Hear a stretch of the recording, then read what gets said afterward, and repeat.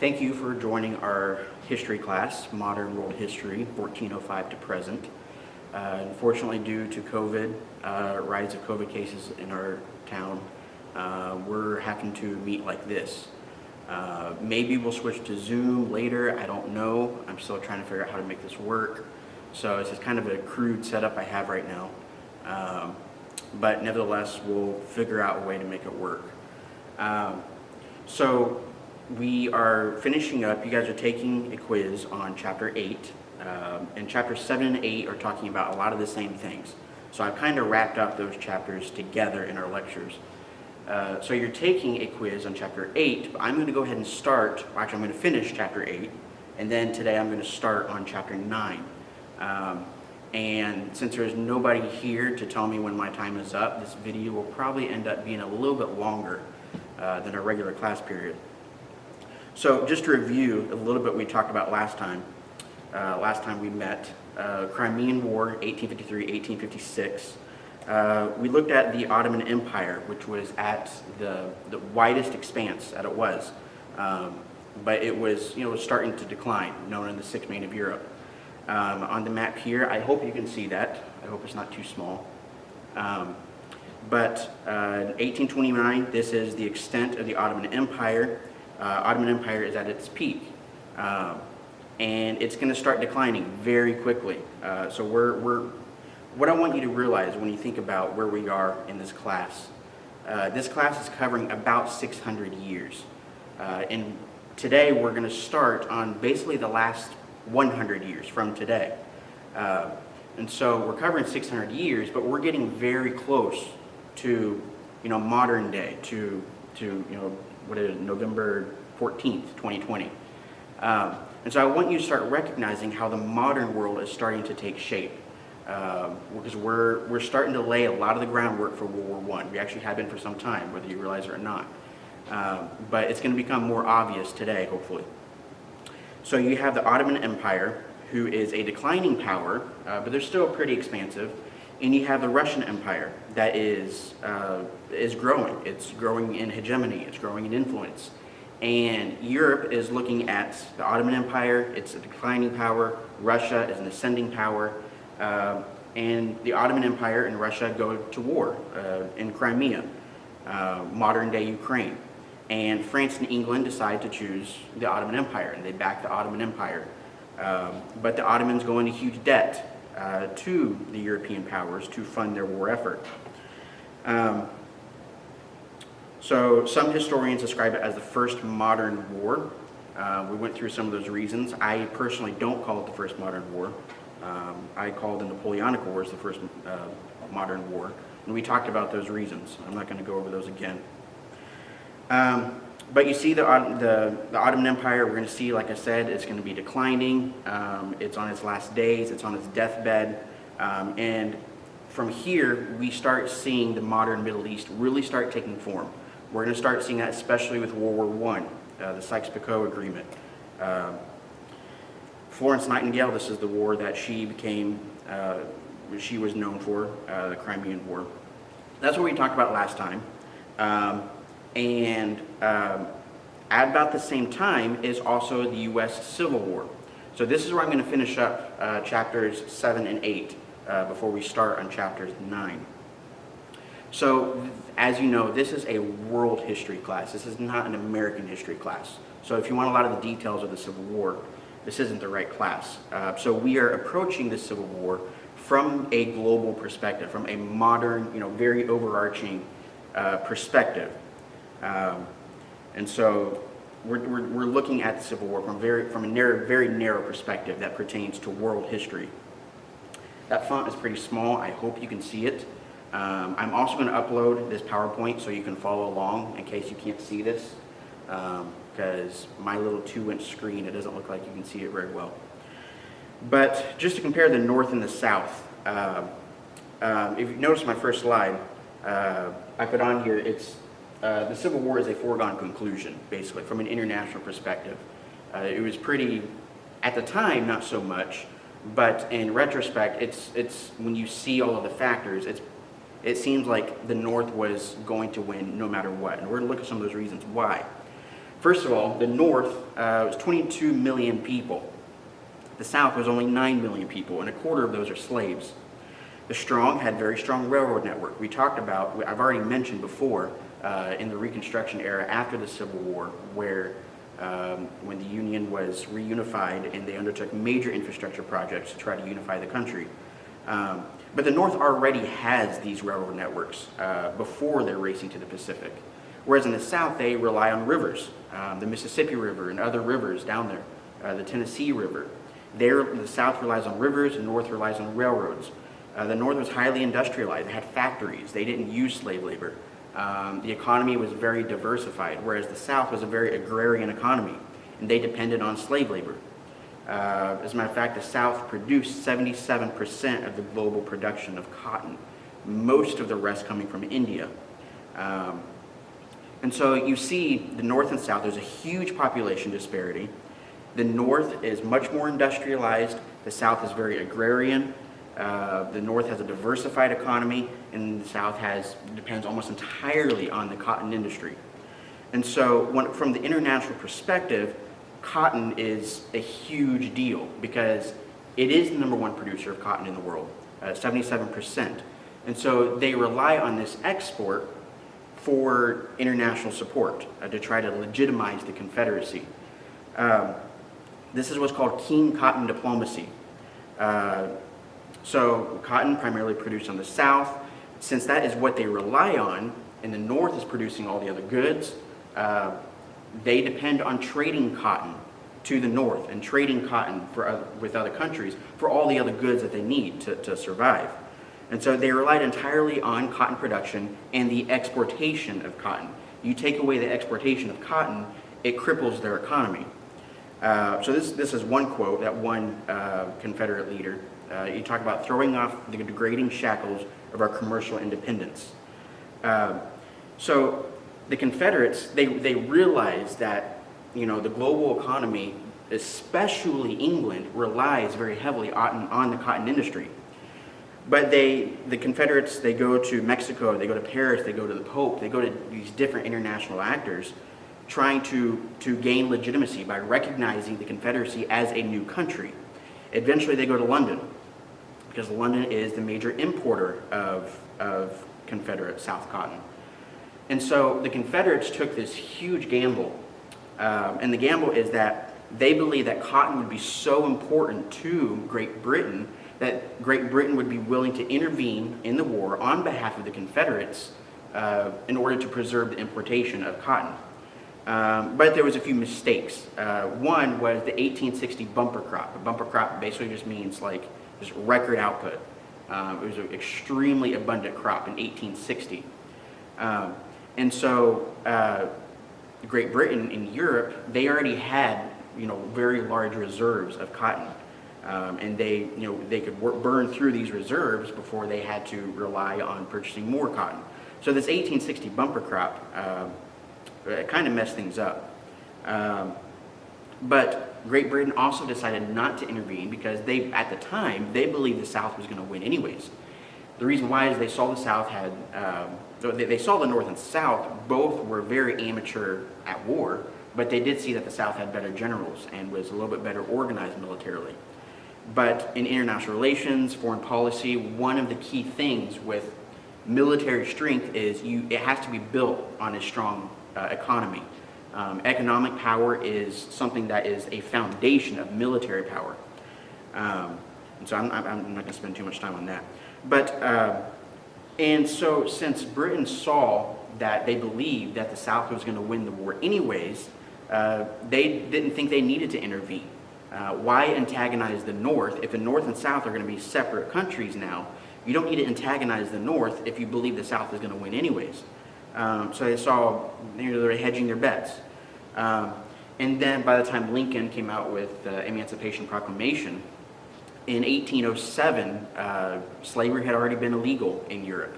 The last legal slave ships had already come across the Middle Passage. And so when the war eventually evolved to become about slavery, Europeans, the British, they got behind that effort. And kind of morally, they felt like they had to not side with the South. The United States outlaws slavery much later than the rest of Europe, about 60 years difference. And so this is a quote from South Carolina Senator James Hammond. "Without firing a gun, without drawing a sword, should they make war on us as we could bring the whole world to our feet? What would happen if no cotton was furnished for 3 years? I will not stop to depict what everyone can imagine, but this is certain. England would topple headlong and carry the whole civilized world with her. Save the South. No, you dare not make war on cotton. No power on earth dares to make war upon it. Cotton is king." So if the South is entirely dependent on this one resource to fund the war effort, to import all the other goods needed to sustain life, then what the North just needs to do is just starve the cotton industry. That's exactly what they did with what's called the Anaconda Plan. The Anaconda Plan was basically the North would control the Mississippi River, and then they would blockade basically the entire eastern coast and would prevent ships from escaping out, carrying cotton to sell to Europeans. So that's what they did. It was kind of almost a siege, and a siege of the entire, southeast United States. And the big question with the Anaconda Plan was, eventually this is going to work, but it's going to take a long time. There's going to be a lot of fighting before we finally starve their economy out. That's the nature of a siege. It takes a long time.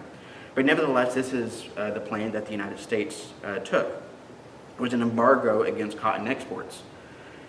Problem is, like I said, the 1860 bumper crop, they didn't have to rely too heavily on cotton from the South, and they looked to other places like India, because during this time, Britain is consolidating its power in India, the former Mughal Empire, and is really at its peak of its imperialism in India, and in Egypt also.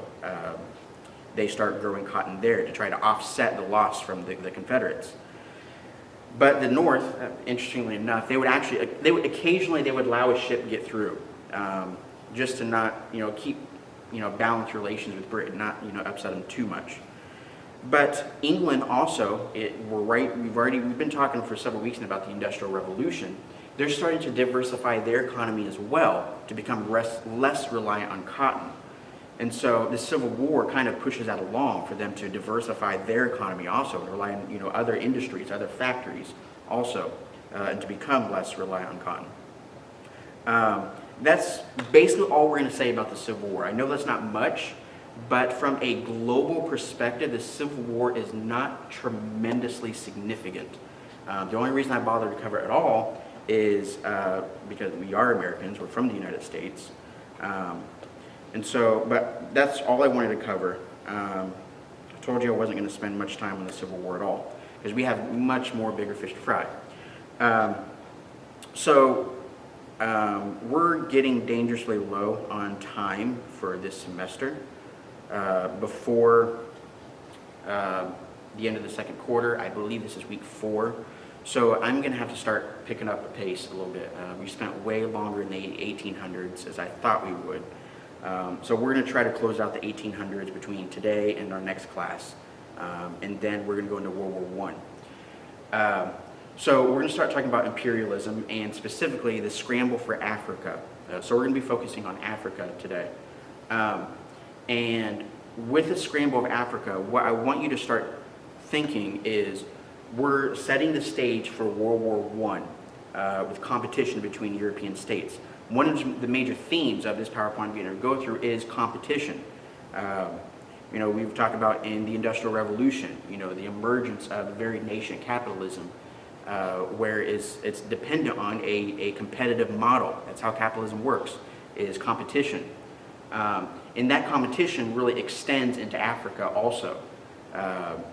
And so we're going to take a look at that. You're also probably wondering, imperialism, the name of this chapter has the word imperialism in it, Age of Imperialism, I believe it's called.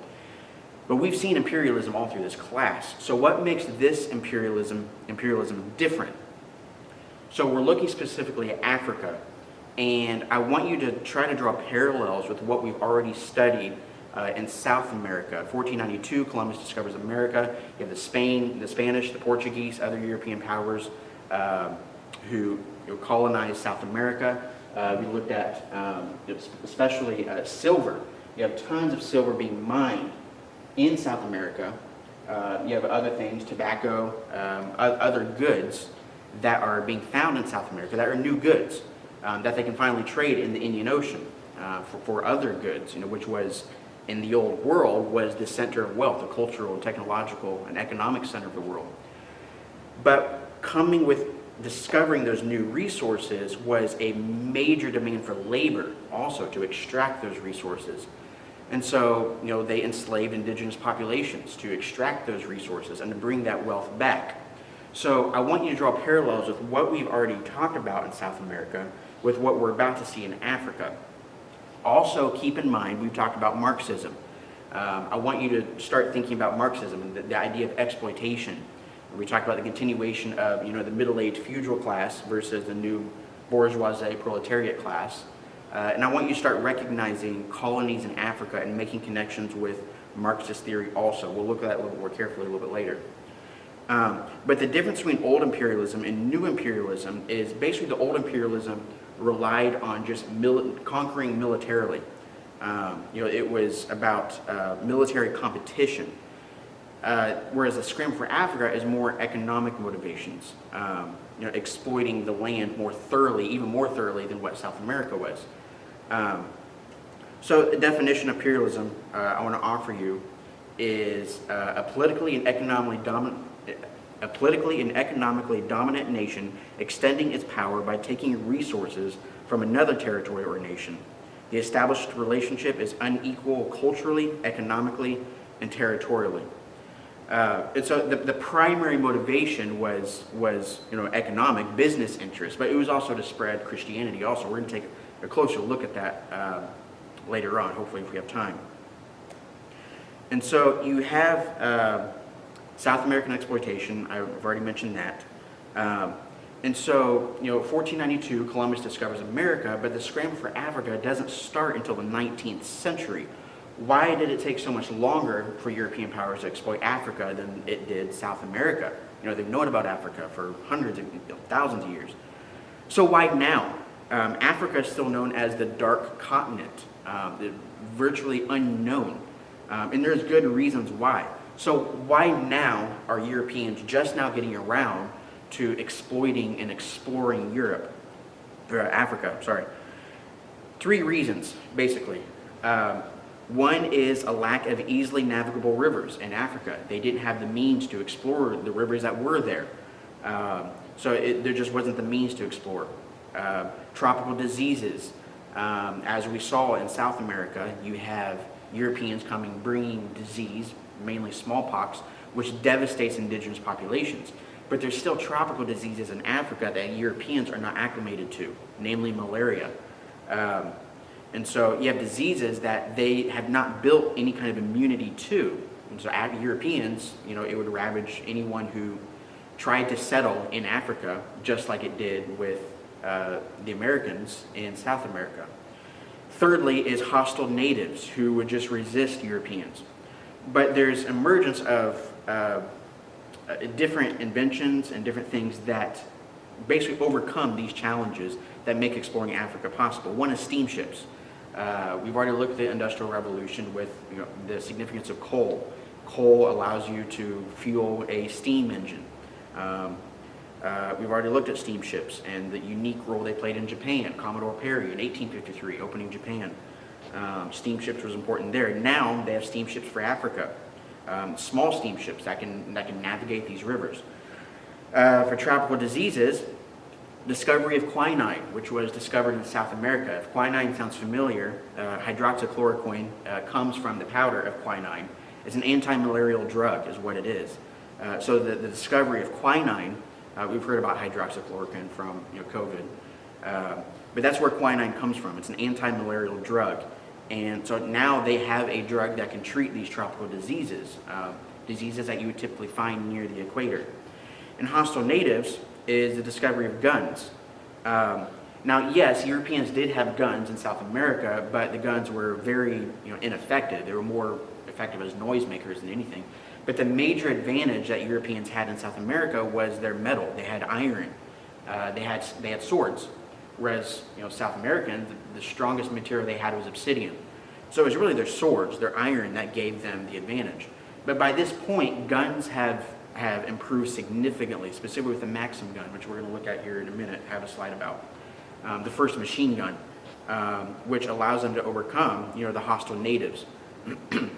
So you have a lack of easily navigable rivers overcome by steamships, tropical diseases overcome by this discovery of quinine from the New World, hostile natives who were overcome by the gun, specifically the Maxim gun. And so that allows Europeans to start exploring and exploiting Africa. And so as we just saw that last slide, that imperialism in some ways is a direct result of industrialization. You have factories in Europe. Industrial Revolution began in Britain, and they're producing goods, and the division of labor. Adam Smith's theory. The assembly line. We've looked at all that, where economics is becoming much more efficient, and they're diversifying their economy. And the effect of this is that a lot of goods are overproduced. They're able to produce all these new goods. Automobiles is one of the huge ones. And now they're producing these goods, and they need new markets to sell their goods to. And they see Africa and say, this is a market that we can sell our goods to, and we can make a profit. By this time, the economic center of the world has moved from the Indian Ocean to Europe, basically, with the Industrial Revolution. But also they're looking at Africa and say it's very rich in resources that we can put into the engines of industrialization and produce new goods, namely rubber, gold, diamonds, ivory, copper, and iron. We're going to look at more closely at rubber here in a few slides with the emerging automobile industry and bicycle industry. Demand for rubber is going to increase dramatically. And so industrialism and imperialism work very closely together. Industrialism is a major motivation for imperialism. So I want you to make that connection. And everything that comes with industrialization, with Marx, who is observing industrialization in Britain, and how his theories inform what we're going to see in Africa with imperialism.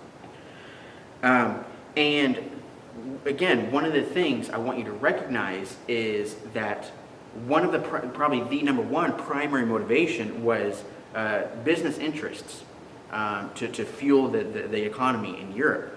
And this is the competitive model. We read an article the other day from the Washington Post about, we read it in class, about why did the Industrial Revolution happen in Britain and not in China. This class starts, at our first class, as we met in 1405. 1405, voyages of Zheng He, that China was extremely technologically and economically superior and culturally superior to Europe, had everything going for them. So from the perspective of 1400s, if you were to ask someone from that era, where do you think the Industrial Revolution is going to happen? China has everything going for them. Europe is very poor, very backwards. They're still under the Holy Roman Empire. And what the article talked about in the Washington Post was about how in Europe, because of the Reformation and the 30 Years' War and the Enlightenment, which we've spent time talking about, that there was a marketplace of ideas and competition. You have the printing press, which was invented right around the time of the Reformation. And this competition of ideas forced each country to try to overcome, the competition from other countries. Whereas in China, they're very stable. They're quite isolated. They're very internally focused. And what they valued, rather than competition, was stability. And they got stability, well, in some sense. They were mostly stable from outside influence. They were very broken internally, but that's for another discussion. And so this competitive model exists in Europe that does not exist in China. And imperialism and industrialization is an extension of that competitiveness that emerges from the Enlightenment. So you have exploration, the New World being discovered. In the New World, in the far-flung reaches of the globe, they establish colonies, and that evolves into imperialism. We talked about World War Zero, aka the 7 Years' War, the French Indian Wars. And what we looked at, I hope you can see this map behind me. World War Zero, or the 7 Years' War, was new lands were being discovered in the New World, in Indonesia and the East Indies. And it was basically a colonial competition. Who was going to control what areas of the New World? It was basically a world war that happened right when the New World was being discovered. That's why our textbook calls it World War Zero. It's a global war for control of these new lands that are being discovered. That was resolved, one of the ways that was resolved with the Treaty of Tordesillas, which, if you remember, and it's been a long time since we've looked at this. Treaty of Tordesillas separates, basically a line that separates Spanish sphere of influence and Portuguese influence along this line right here. And then you have colonialism. They start looking at colonialism in other places. In Asia, we looked at the Opium Wars. We looked at the opening of Japan, China, and Asia. In Indochina, France is in Indochina now. We'll come back to that when we get to the Vietnam War.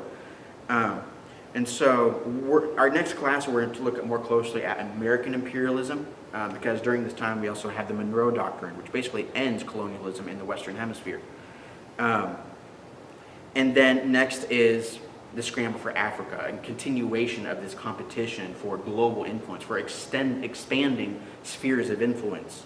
And the Scramble for Africa is, next on the menu, because now they have the means to explore and exploit Europe, or Africa. I keep saying Europe, with Africa, because of quinine, guns, steamships, so forth.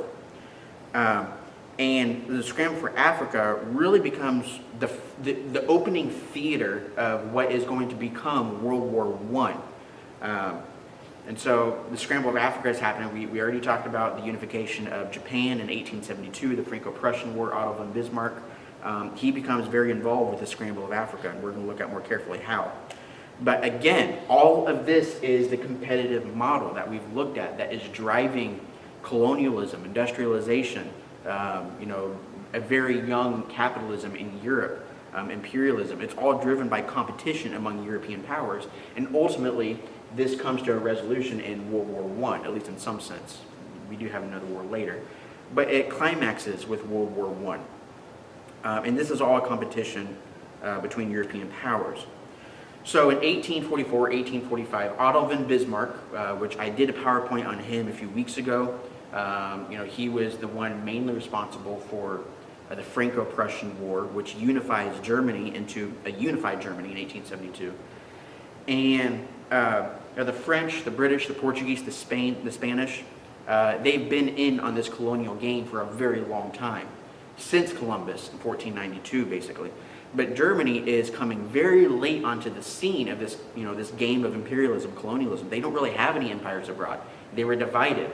This is where the Reformation happened. This is where the Holy Roman Empire was focused. And because of the way the Holy Roman Empire splintered after the Reformation, they weren't unified as a country to be able to go out and do colonialism and to expand imperially. So you have Otto von Bismarck, who manages to unify Germany and is looking at Africa and saying, instead of us fighting militarily over influence in Africa, who is going to control what, much as they did in World War Zero, the 7 Years' War, Otto von Bismarck gathers together European powers in what's called the Conference of Berlin in 1844, 1845. It's only about 12 years after the unification of Germany. And you can see in this picture here, this is Bismarck right here, Africa is a pie, and they're carving up Africa to give each European power a piece of Africa. You can see here, 1880 to 1913, where how much the political landscape changes in a very short amount of time. And this is what emerges out of the Conference of Berlin, where they agreed diplomatically who is going to get influence where in Europe. But what's interesting about the Conference of Berlin, there was no African representation whatsoever. I'll put a video in the link to the description of this video that I think really brings a reality check and shows how European influence has really affected Africa politically for the worse since the Scramble for Africa. It's a really interesting video. But basically, the point of this is that when they carved up Africa, complete disregard for cultural lines, ethnic lines, linguistic lines, religious lines, borders, tribes and so forth. But it was about resources. Everyone would get an equal share of resources. But the main objective was bring trade, exploitation to Africa, but also bring Christianity, which was also something that they spoke a lot about in their motivations. It's a little bit bigger for you to see, from 1880 to 1930. And the Scramble for Africa really doesn't last very long in the grand scheme of modern history. By 1880, you have, Africa is unexplored. You have the Scramble for Africa. And by the 1960s, which we will get to eventually, you see decolonization happening. But this very short era, about 70 years, completely transforms Africa. Even though it's really a relative just blip on the radar in world history. So this is a picture of a PowerPoint I did about 3 months ago now about Orientalism and the mission civilisatrice, a French term, the mission to civilize, basically. And if you remember from that lecture, the idea of Orientalism is how the West perceives the East.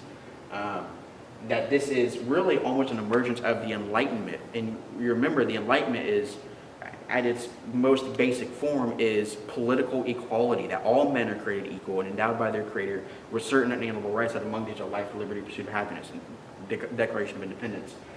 But these Enlightenment principles makes the West superior, civilized, enlightened, sophisticated, industrialized, and Christian.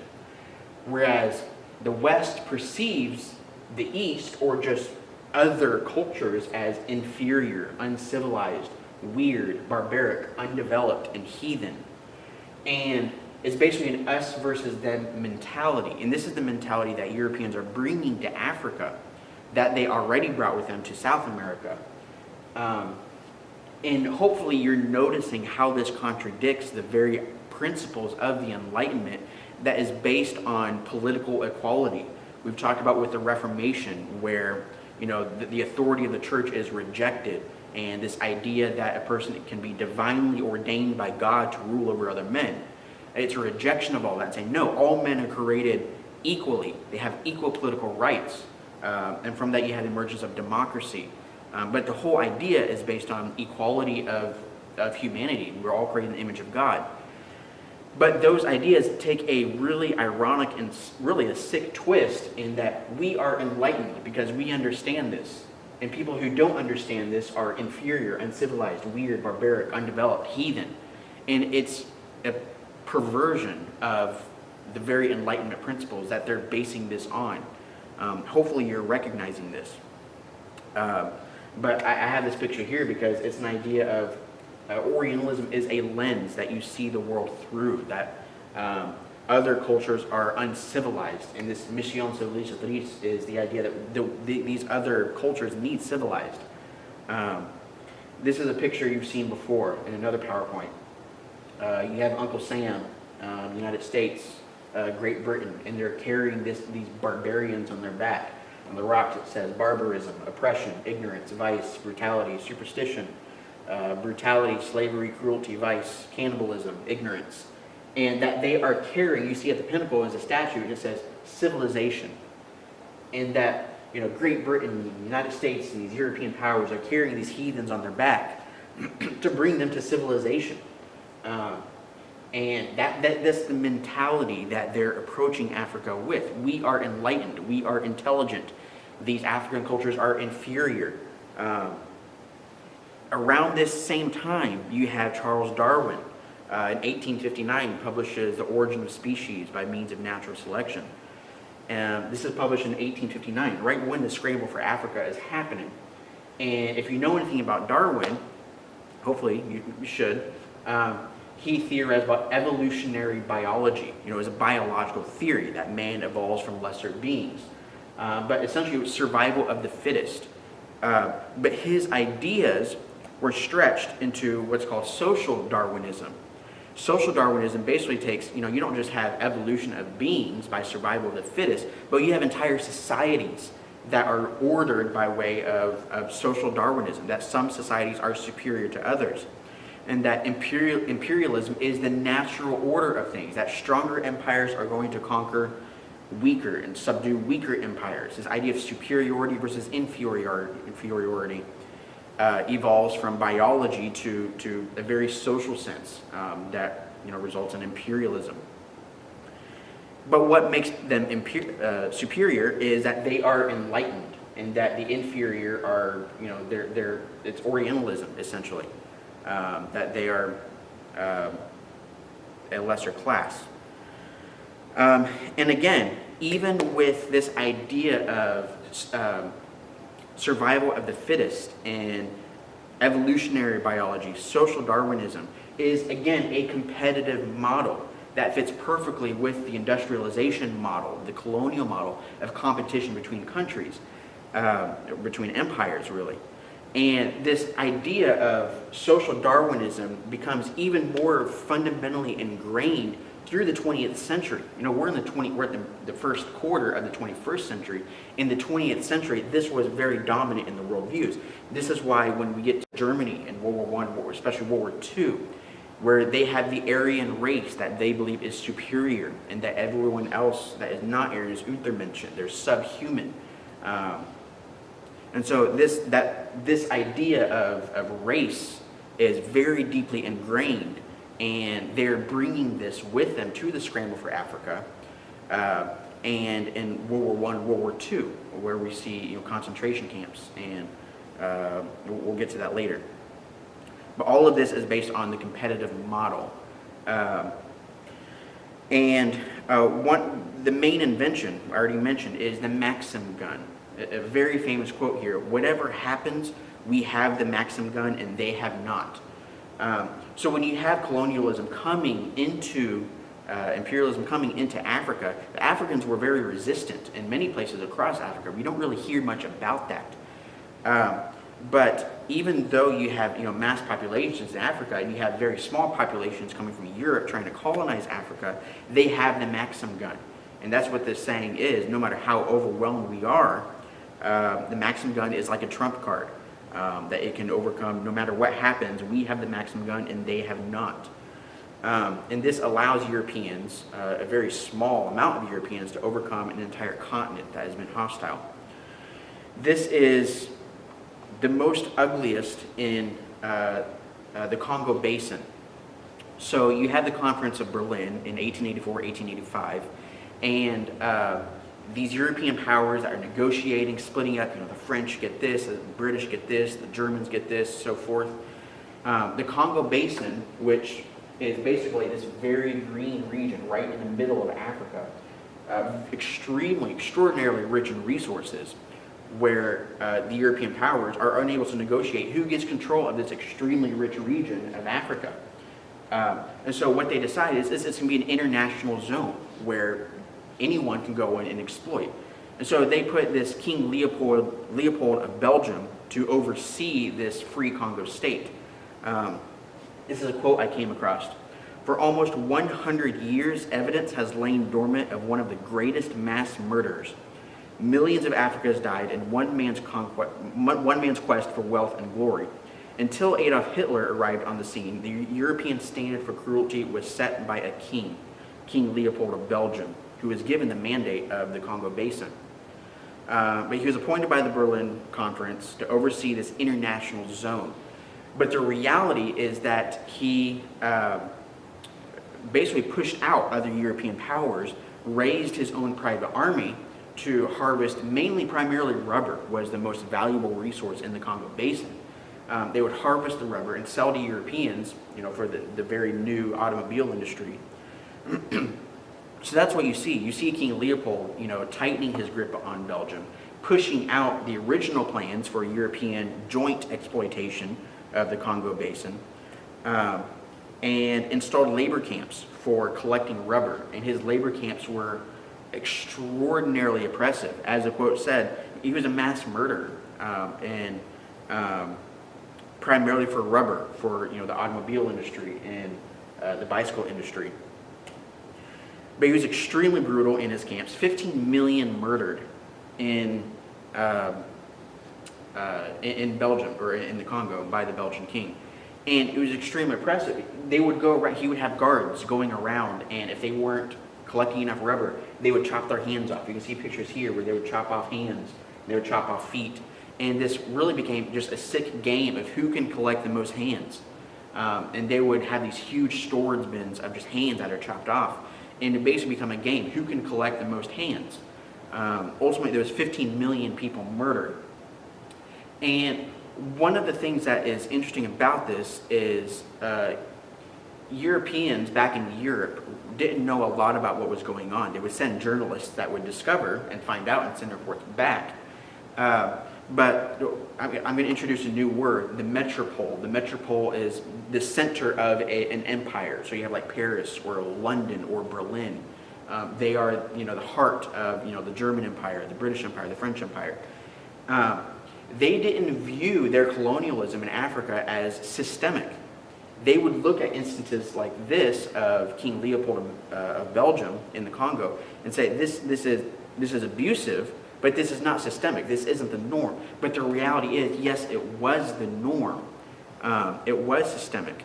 And a lot of these examples, I'm going to give you some other examples here in a minute, but a lot of these examples still haunt, even after decolonialization in the 1960s, still haunt these countries, such as Rwanda in 1944, or 94, the Hutus and Tutsis, two classes of people that, as a result, that establishing these classes from colonialism, that you have a genocide where millions are killed in the Rwandan genocide. In 1994, I was 3 years old when this happened.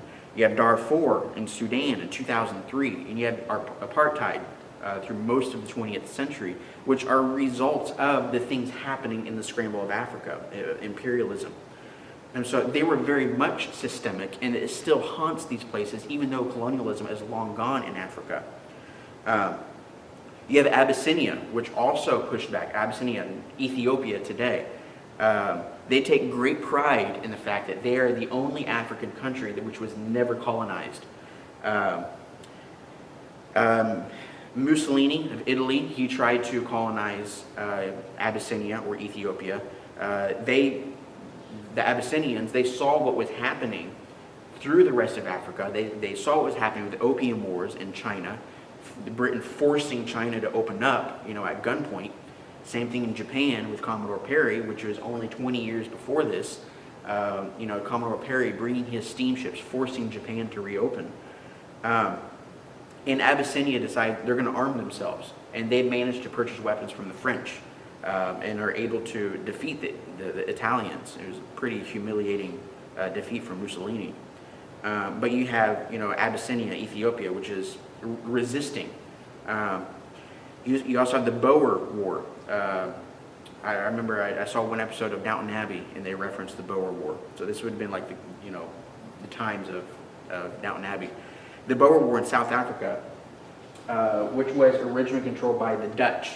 And then you have the British come in and they conquer South Africa. But you have Boers, which are Dutch farmers who continue to resist, along with South Africans, the new British rulers.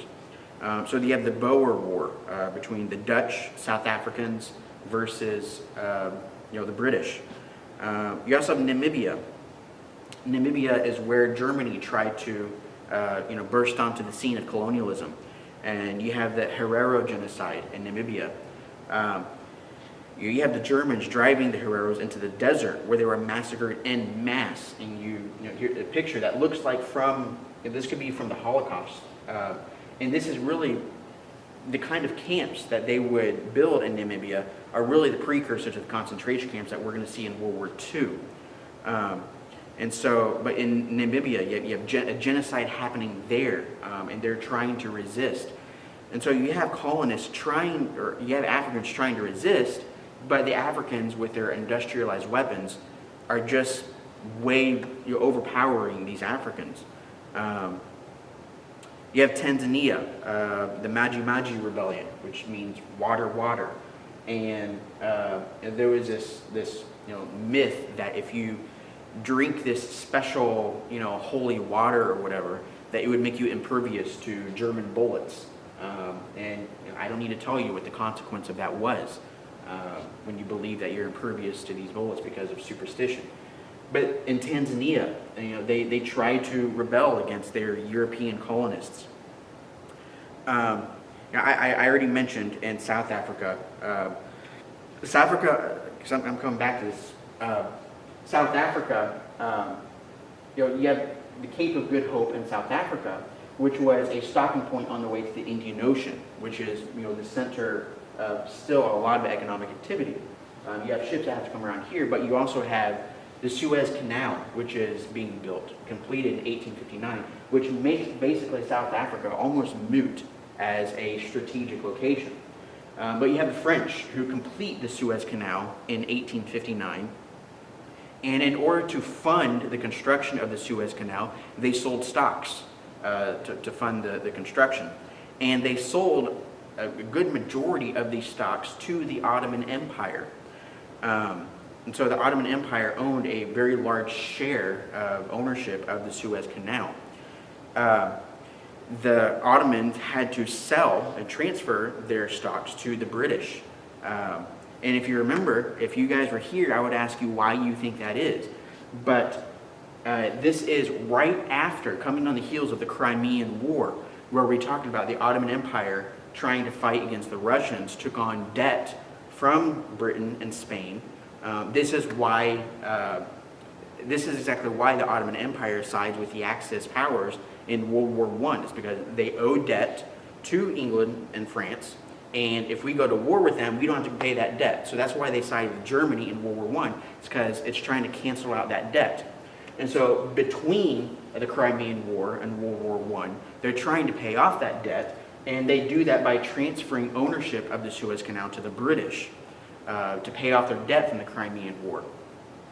And so you have the Suez Canal, which comes under British control, and there is a revolt, an Egyptian revolt, and the British very handily put down that revolt. And this is the context for things like Indiana Jones that we see in pop culture in Egypt, the British in Egypt. But the Suez Canal is significant because now you don't have to go all the way around Africa to get to the Indian Ocean, where there's still a lot of trade happening. Now, all of a sudden, you can come straight through the Mediterranean into the Red Sea, into the Indian Ocean. So this also, it's more efficiency. It's about efficiency to the market. So I want to transition a little bit. If you guys were here, I wish you guys were here, we would have a discussion about how do Marxist theories inform how historians view the scramble for Africa. So I wish you guys were here. I'd love to have a discussion about this. But I'm going to talk about it by myself with just me and the camera here. But you guys have already seen this, but I want to show you guys again. This is my little way of diagramming Marxism on a chart. Can you see all that? I hope you can see all of that. And so this square represents the world population. You have, the world's not flat. I realize that. But this represents all of human population in the globe. And, if we were to, the way we typically think of the world is, in nationalities. You have, let me use a different color marker. You have, say we put a line here, and these are, French people. And you have, trying to split between these people. You have, Egyptians. You have Egypt, put an African country in there. And then you have, put China. So European country, African country, and Asian country. And the way we typically view the world is all of the people in this box are French, all of the people in this box are Egypt, all the people in this box are Chinese. Make several more boxes for every other country in the world. And that, this is socioeconomic status, that people up here are the wealthiest and people down here are, as Mark would say, the proletariat. And so you have, I'll make sure you can see that. I may have to move my camera. Move this just a little bit. You have, you have someone who down here who is just a lowly farm worker who makes very little money, and you have someone up here who is a CEO. This person makes $7.25 an hour. This person makes $500,000 a year. But they are both Frenchmen, and so as both Frenchmen, they have more in common with each other than what this person would with this person. Even though this person works out of McDonald's in France, this person works out of McDonald's in Egypt, and their life looks quite a bit alike, their standard of living, or a lowly farm worker, or so forth. So our typical way of looking things as we are French, we are Americans, we are Egypt. I have me that I have student loans and I don't make a lot of money. But you have someone like Bill Gates and Jeff Bezos who are worth billions of dollars. But we're both American, right? And so we have some sort of common history, language, culture, so forth. This is our way of typically viewing the world. Dividing the world this way, along nationalities. What Marx is saying, overthrowing that whole system, is instead of thinking the world this way, divide it this way. And you have this half and this half. And that this person has more in common with this person, same as with this person, because they're all the working class. It's about class struggle. So you have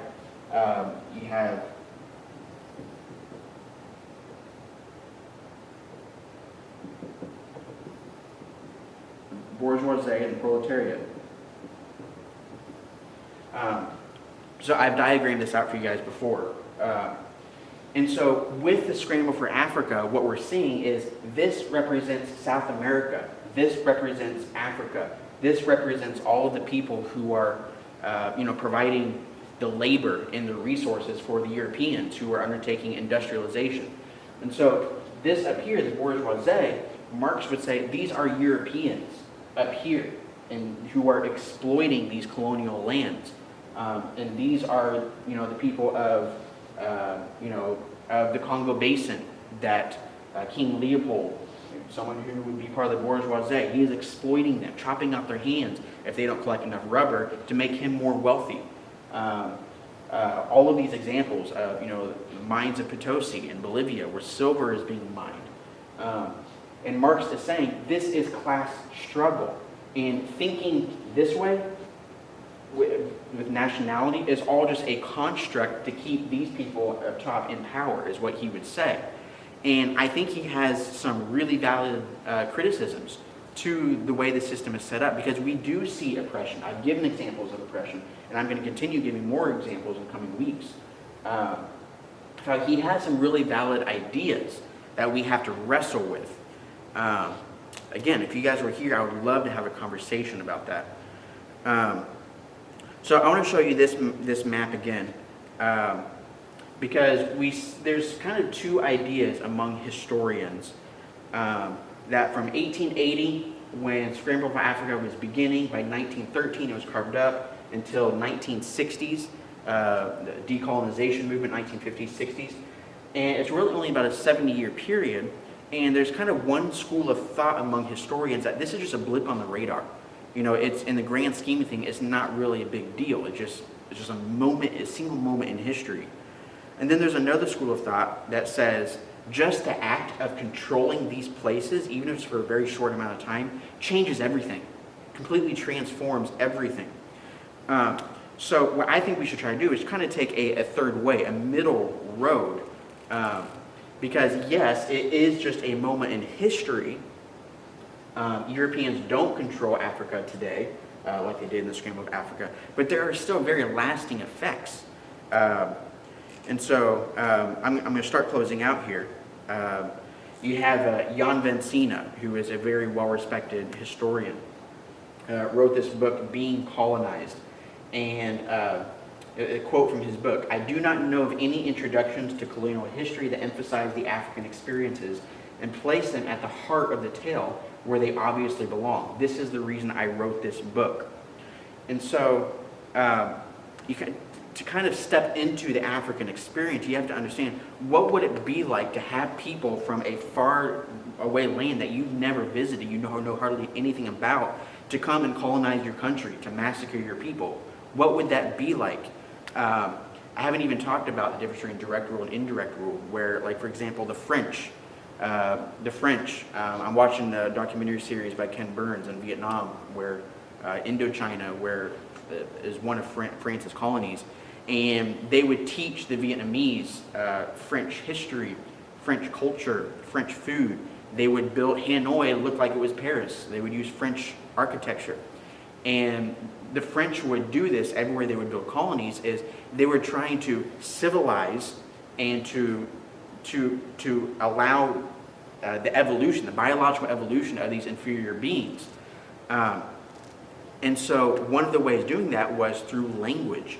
And Jan van Sina and other historians look at, these Africans are Europeans are trying to train them to think like Europeans, to civilize them. And so looking at this from the African perspective, this guy, Gugu Watiango, wrote this book, Decolonizing the Mind. He talks about the role of language. Language as culture is mediating between me and my own self, between my own self and other selves, between me and nature.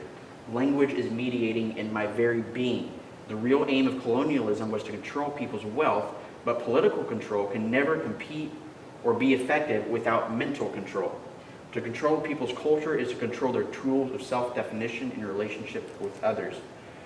So what he's saying is that not only is his land being colonized, but his mind is being colonized too, because he's being taught to think as a European, to think in English, and that part of decolonization is not just you're driving out the European colonists from Africa, but it's also retraining the brain to think in African ways, to preserve the culture, to think in African language.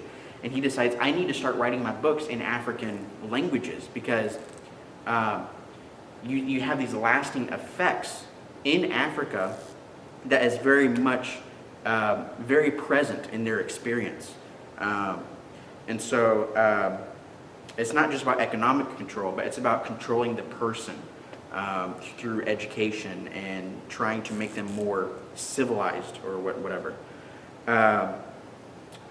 And another thought is, even though Europeans believed that these beings are inferior and that Europeans are superior, that you look at the economic activity in Africa and they're actively underdeveloping these territories.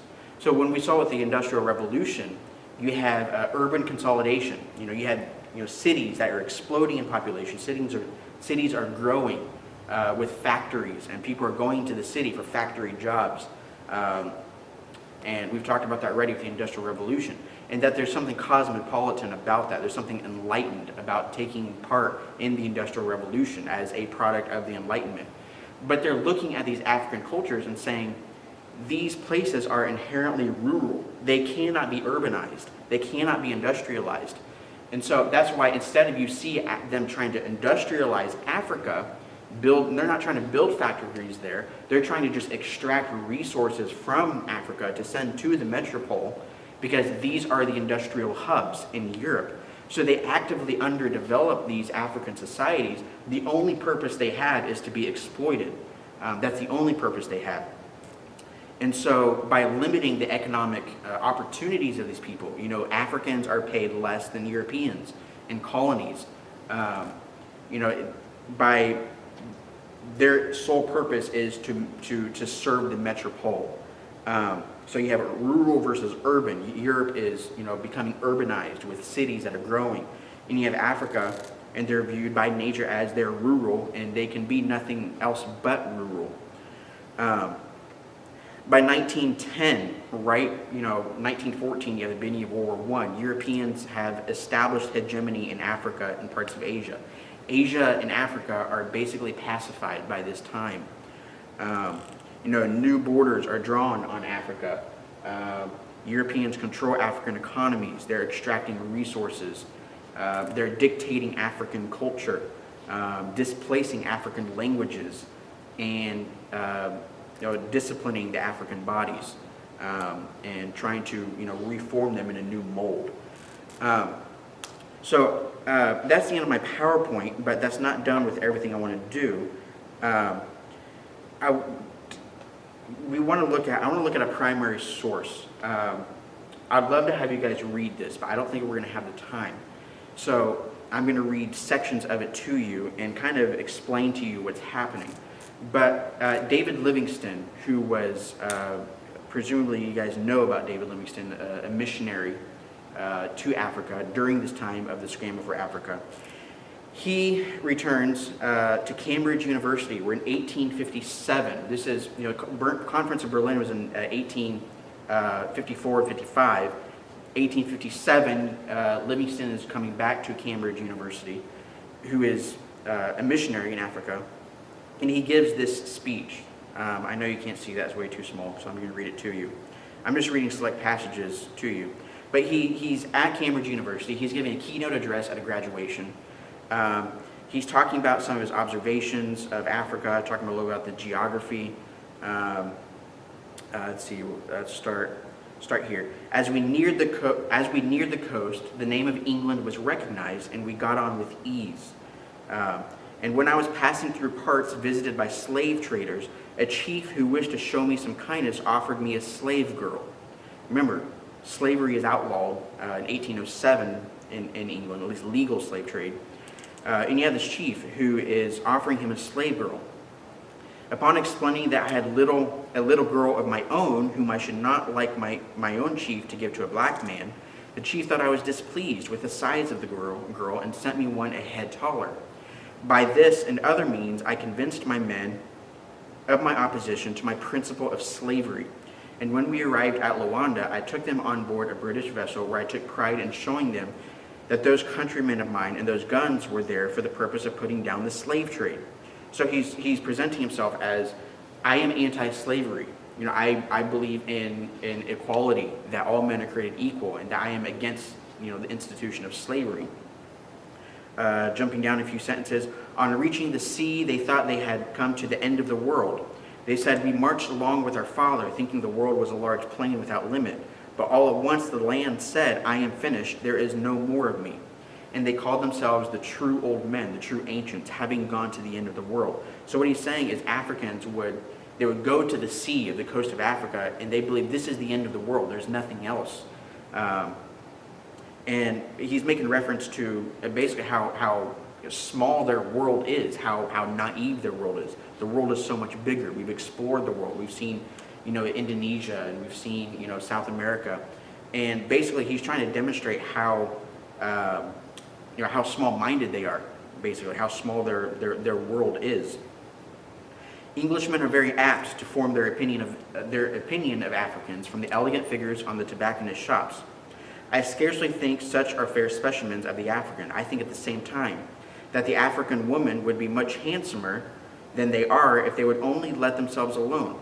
Though unfortunately that is a failing by no means peculiar to African ladies, but they are by nature not particularly good looking and seem to take all the pains they can to make themselves worse. Literally calling their woman ugly is what he's doing, but he's saying that they actively try to make themselves uglier, is what he's saying. The people of one tribe knock out all their upper front teeth, and when they laugh are perfectly hideous. Another tribe of Luanda country file off their front teeth to a point like cat's teeth, and when they grin put one in mind of alligators. Many of the women are comely, but spoil their beauty by such unnatural means. Another tribe has a custom of piercing the cartilages of the nose and then inserting a bit of reed which spreads out and makes them very disagreeable looking. Others tie their hair, or rather wool, into basket work, resembling the tonsorial decoration of the ancient Egyptians. Others, again, dress their hair with a hoop around it so as to resemble the gloria around the head of the Virgin, rather a different application of the hoop that of English ladies. So he's talking about how, they're ugly. They even, they don't measure up to European standards of beauty. And they try even harder to make themselves uglier. The people of Central Africa have religious ideas stronger than those of the Caffres. and other southern nations who talk much of God, but pray seldom. They pray to departed relatives, but whom they imagine illnesses are sent to punish them for any neglect on their part. My object in going into the country south of the desert was to instruct the natives in knowledge of Christianity. So he wants to bring Christianity to Africa, to instruct them. I resolved to go into the country beyond, and soon found that for the purposes of commerce, it was necessary to have a pass to the sea. I might have gone on instructing the natives in religion, but as civilization and Christianity must go on together. Civilization and Christianity must go on together. I was obliged to find a path to the sea in order that I should not sink to the level of the natives. So what he's saying is civilization and Christianity go hand in hand, that you cannot spread one without the other, that these people, because they're uncivilized, they're unchristian, that they are inferior. In order to civilize them, to make them European, you have to bring Christianity to them. In a commercial point of view, communication with this country is desirable. Angola is wonderfully fertile, producing every kind of tropical plant in rank luxuriance, passing on to the valley of Coango. The stalk of the grass was as thick as a quill and towered above my head, although I was mounted on my ox. Cotton is produced in great abundance, though merely woven into common cloth. Bananas and pineapples grow in great luxuriance, but the people having no maritime communication, these advantages are almost lost. My desire is to open a path to this district, that civilization, commerce, and Christianity might find their way there.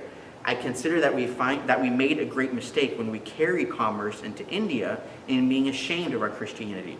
As a matter of common sense and good policy, it is always best to appear in one's true nature.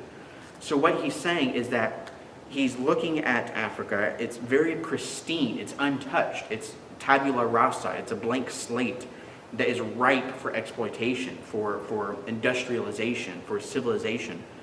But in order to bring those things, you have to bring Christianity, because those things are associated with European Christianity.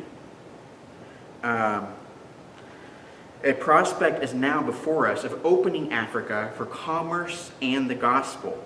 Providence has been preparing the way, for even before I proceeded to the central basin, to the Congo basin, it has been conquered and rendered safely by a chief made Sebetuan, in the language of the Bechuanas, made the fashionable tongue. And that was one of the languages into which Mr. Moffat had translated the scriptures. And going back to that country, my object is to open up traffic along the banks of the Zambezi, and also to preach the gospel.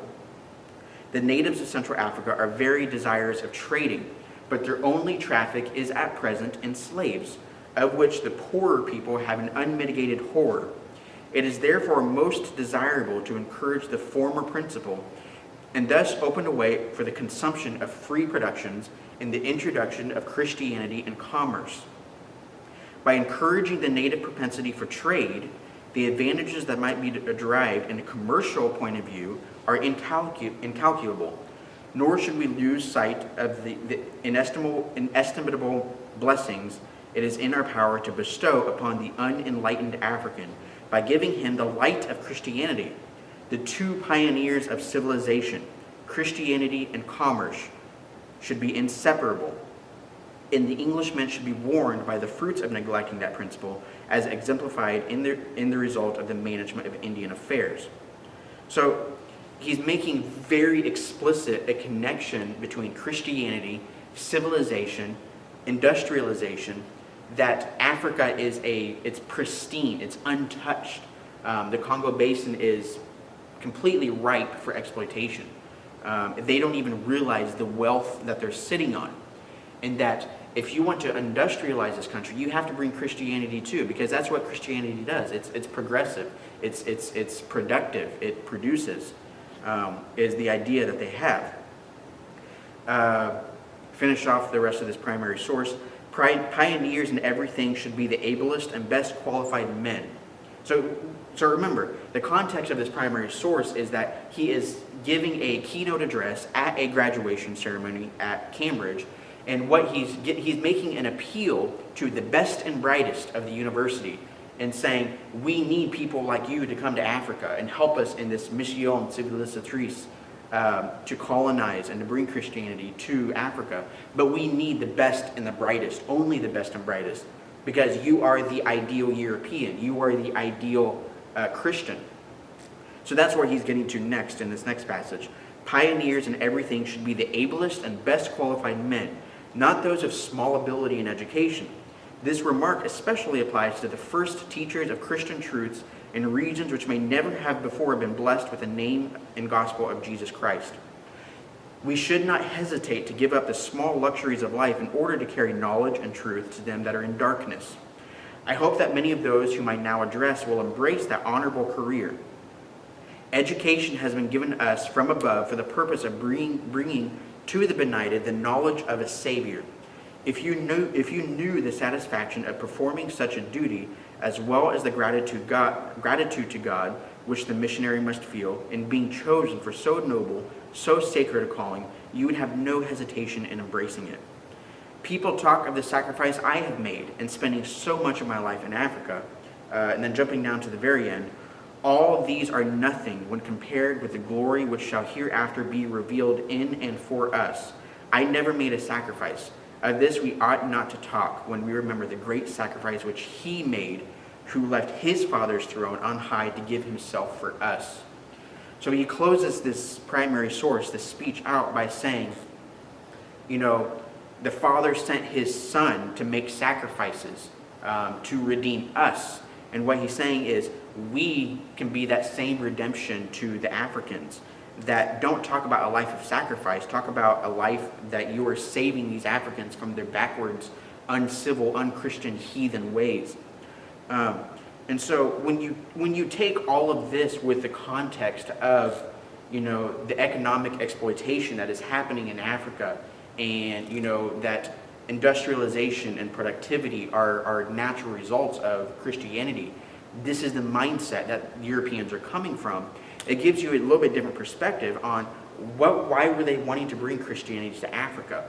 Was it really to bring what we believe to be truly Christianity, or was it something very different that was something that we should wrestle with as Christians? So I don't want to be too harsh on David Livingstone, but when you study history, you get the good, bad, and the ugly. And we need to have an honest look at the motivations of Christian missionaries in trying to bring civilization and commerce, which it looked more like exploitation, to Africa. So that's what I have about the Scramble for Africa. Our next class, we're going to look at American imperialism, the Monroe Doctrine. This is going to be really interesting. So I'm hoping we can come back together as a class in person. I much prefer that. But until then, we're going to keep doing them over video like this. Maybe it'll just be a one-off like this one. We'll just have to see. But thank you for watching.